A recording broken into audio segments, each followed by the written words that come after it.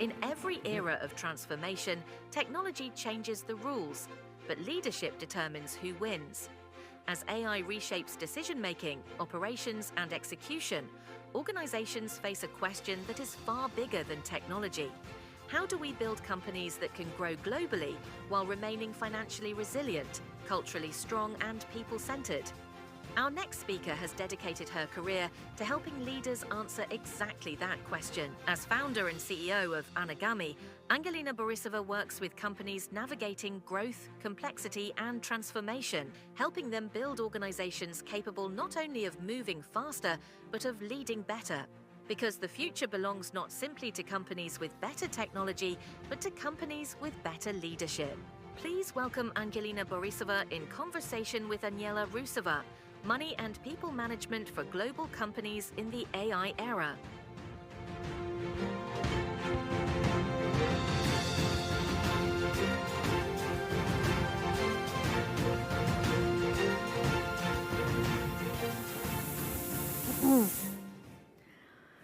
Angelina, I'm so happy that you are here with me again on this stage. And I'm curious to know many things that happened during the last year. So you started building digital accounting and remote operations long before AI became mainstream, as it is today. Today, everyone talks about AI replacing accountants and back office teams. How do you see this future? Is AI replacing someone, or how it happens? How do you see the future? Hi, Aniela. Thank you for having me. It's a pleasure for me to be here. Nowadays everybody wants to replace everybody. In this industry, there was a transformation years ago. So it's just now happening a bit of acceleration of this transformation, but this is actually not a new process. According to me, maybe sometimes we are asking the wrong question. The question is not whether the financial people, the accountants, the back offices will be replaced. The question is how we are going to combine these people to work with the AI and to ensure better processes, better productivity, better outcomes for the companies. So according to me, yes, we have the AI, but we still have another qualities like leadership, trust between people, building teams, and all the emotional history and relation between people, between teams, between clients. So after all, emotions and decision-making are to the people. But Anagami's specialty is helping companies establish and manage global operations across different jurisdictions. So it's a tough process. What is the biggest mistake founders make when preparing for international expansion? Yes, this is really interesting. From my perspective and from our experience with a lot of clients all over Europe and abroad, most of the companies, they think that the most difficult thing is the sales process. So they think that the barrier, the difficulty is the sales. More often, the difficulty is the complexity of the growth, how you define processes, how you manage to execute the processes, the way the company can actually have the growth and be stable. So the management of this process is a tough one. And you manage that for your clients. You support them on the way, right? Yes, we may say that's one of the core products that we do for our clients. Yes. International expansion. Yes, the management of the growth and the operations.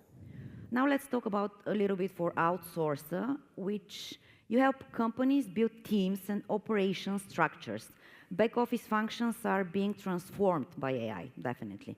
How do you keep up with that? Yeah, well, back office, maybe that was the one thing that everybody wants to terminate now, the back office. According to me, there is another transformation here. It's just the people with capabilities of working with the AI, combining their knowledge to achieve productivity, company goals, better outcomes. So it's how you combine the talented people with the AI. And after all, the company is very important for a company.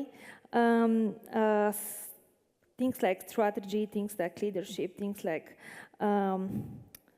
being capable to grow on the market and to overcome all the difficulties on this market. But your human part of the team grows as well, right? Even though there Yes, is AI yes. in your process. So Yes, and actually I may say the human part of the team is getting more and more important.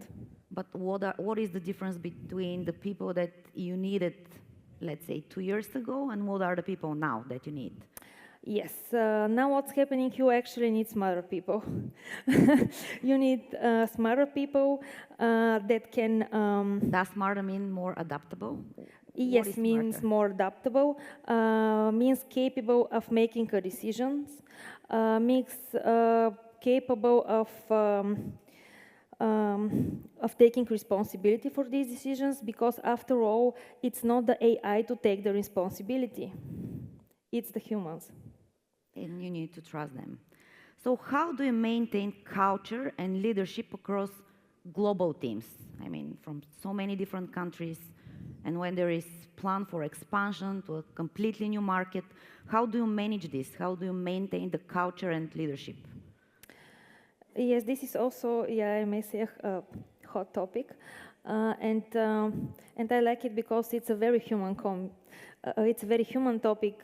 It's not possible to automate culture. It's not possible to automate, feelings of the people and how you feel as a part of a team. So culture is maintained by good leadership, by a strategy, by goals, and by human touch. So you need to be there, and you need to be more focused on your people than on your processes. And according to me, that means the transformation, this transformation happening with the AI, this means that leadership must be much more focused on the human part than on processes, because for the processes you have the AI. All right, tell me then personally, because you are expert, what do you personally do to stay ahead in such a rapidly changing environment? Me personally, I talk much with a lot of people.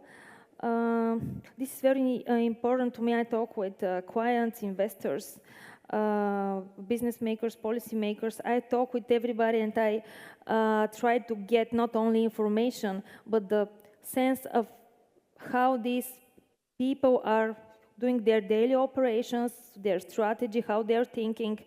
And this is very helpful for me to evaluate what's happening, because when you have something happening around you, it takes some time, but much before that, this is already happening in the heads of the people in their mind. So besides all the technologies, human interaction is what really gives you the competitive advantage of all that you do and to stay focused on the... Completely, yes. And actually, the human advantage is getting much more Final important. question. What advice would you give to founders building operations in Bulgaria? And then what advice would you give to founders that want to expand internationally? Is there a big difference if you have to give advice to the first group and then to the other, or it's one and the same? Well, doing business in Bulgaria, it's a bit different than doing business on another, geographical locations. If you want to expand, I can advise all the founders to be really careful with the structure and to do some planning, because most of the founders, according to me, they just tend to find someone to sell their product. Of course, this is really important, but actually sales doesn't guarantee success.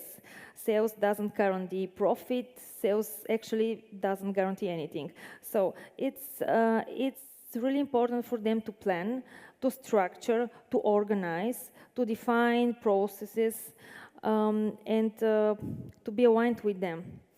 And in some way, to try to build this new creature, let's say like that, because maybe sometimes founders think that when they try to grow, it's just like an extension to their existing company. Yeah. This is not an extension, this is completely new business. So they don't need to repeat the same model that they have here in order to expand? Is that what you... Some part of the model they may repeat, but if you have succeeded in your own country with one kind of model, this doesn't mean that you're going to succeed the same way on another geographical location. It really depends on your product. So it's better to think about the growth as a completely new business and to build it from zero, let's say like that. Because otherwise you're going to make a lot of mistakes assuming that it's the same as it was in your own country. And the same is for Bulgaria. Some founders, for example, they have been living abroad or they have been studying abroad, and they think that some businesses that have been really successful on other locations, in the US, for example, can be successful in Bulgaria also, but that's not the case. Yes, this is not actually, I don't think there is any relation. So you have to be very careful and to think about your growth as a completely new business. The same is with the money. When you plan and structure the money, think about them as a completely new unit. And it's always better to use professionals, of course.